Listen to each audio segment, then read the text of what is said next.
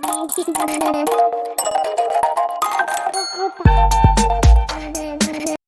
Everyone, इस video में बात कर लेते हैं इन्फीबीम को लेके। तो यहाँ सर का कमेंट आ रहा था एमके यादव, और इन्होंने कहा था आज ये शेयर गिरेगा क्या। 27,000 शेयर्स थे इनके, 18.80 बाय था, और 5 दिन पहले का ये कमेंट है। उस दिन भी मैंने कह दिया था कि होल्ड करना मत, नहीं गिरेगा स्टॉक।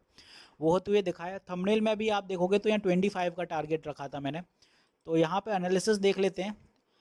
इनका जो बाइंग थी वो 18 रुपीज़ के आसपास थी, इस लेवल के अराउंड कहीं बाय था इनका। और मैंने कहा था कि फॉल नहीं करेगा, स्टॉक सही जाना चाहिए ऊपर तक। तो अपने जो टारगेट उस टाइम मैंने निकाले थे वो 23 ही निकाले थे, क्योंकि पहले भी यहीं से ही रिवर्सल आया था 23 के आसपास से इधर। और अब आप देखोगे जो स्टॉक है अब फॉल करते हुए दिख रहा है।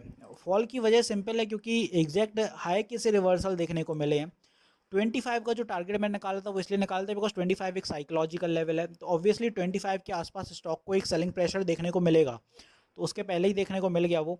फिर भी अपना अगर यहाँ से आप आंकड़े देखें, जहाँ जिस लेवल से मैंने बताया है, इधर से अगर आप स्टॉक को कैप्चर करेंगे 19 से, तो भी आपके 20% के टारगेट्स तो निकल ही आए। तो कोई बुरे टारगेट्स नहीं होते हैं 20% के। तो अब स्टॉक जो फॉल कर रहा है तो आपको ही कुछ लेवल्स देखने पड़ेंगे। एक लेवल तो आपका रहेगा 20 रुपीज़ का, 20.30, क्योंकि पहले भी यहीं से बाइंग देखने को मिली थी। सस्टेन कर जाता है तो वेल एंड गुड, नहीं करता है तो इस ट्रेंड लाइन को जब तक ऊपर नहीं निकल रहा है स्टॉक, ये आप देखोगे जो ऊपर से ट्रेंड लाइन आ रही है, ऊपर नहीं निकल रहा है, इसको अगर रेजिस्टेंस फेस कंसिस्टेंटली 3 बार कर चुका है, नहीं निकल रहा है, तो फिर इसी के साथ स्टॉक नीचे आएगा। और जब ये ट्रेंड लाइन को क्रॉस करके ऊपर आप देखोगे वन डे टीएफ पे कोई बुलिश कैंडल, ग्रीन कैंडल बनाएगा, तब आप बाय करिएगा, अगर ऊपर की तरफ बाय करना है। अदरवाइज स्टॉक नीचे ही आ रहा है अभी के लिए। तो ये कुछ लेवल्स रहने वाले हैं जहां स्टॉक गिर के आएगा। एक तो ये रहेगा 19.40, यहीं से एक बुलिश मोमेंटम पहले भी देखने को मिला है। और जो सपोर्ट अभी के लिए रहेगा एक 20.30 का आसपास रहेगा। तो ऐसे आपके सपोर्ट्स हैं कुछ। और ज़्यादा वीकनेस आपको देखने को मिलेगी स्टॉक में जब स्टॉक इधर कहीं आ जाएगा, क्योंकि यहाँ से फिर स्टॉक को पंप होने में थोड़ा और समय लगेगा।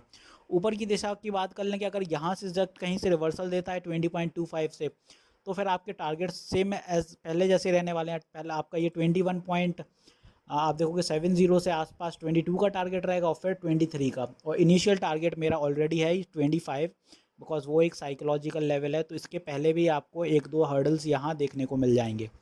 तो ऊपर के लिए आपको ये टारगेट्स हैं, नीचे के लिए ये टारगेट्स हैं। अब आपको समझना है किस हिसाब से स्टॉक जिस मोमेंटम में है उस हिसाब से आप बाय करिएगा, और उस हिसाब से आपको अपने टारगेट्स सामने दिख रहे हैं कैसे चलने वाला है इन्फीबीम एवेन्यूज़। तो होपफुली सारी चीज़ें मैंने क्लियर कर दी हैं। नतीजों में अभी समय है, अगर आप नोटिस करो तो नतीजों में अभी इनके ऑलमोस्ट 26 अक्टूबर को आएगा। तब तक के लिए एंजॉय कर सकते हैं, क्योंकि नतीजों पे आप जब स्टॉक आए तो थोड़ा बाहर रहिएगा स्टॉक से, क्योंकि आप थोड़ा देखोगे कि स्टॉक उतना थोड़ा अच्छा परफॉर्म नहीं कर रहा है, अंडर परफॉर्म है काफ़ी लंबे समय से। तो अगर नतीजे सही नहीं रहते हैं तो स्टॉक फिर से नीचे आएगा, और कुछ दिन तक फिर नीचे ही कंसोलिडेशन करेगा। आप देखोगे यहाँ पहले भी स्टॉक में यहाँ पे कुछ रेवेन्यू सही देखने को मिला है, बट अर्निंग्स उतनी सही नहीं रही हैं। इसके पहले भी आप देखोगे रेवेन्यू सही आ रहा है, बट अर्निंग्स सही नहीं आ रही है कहीं ना कहीं। तो इस वजह से स्टॉक में भी अगर नतीजे थोड़े बिगड़े हुए रहें तो स्टॉक थोड़ा नीचे बियरिश रहने वाला है समय के लिए। तो होपफुली सारी चीज़ें क्लियर हैं। मिलते हैं नेक्स्ट वीडियो में। This is me Shubham Yadav, signing off.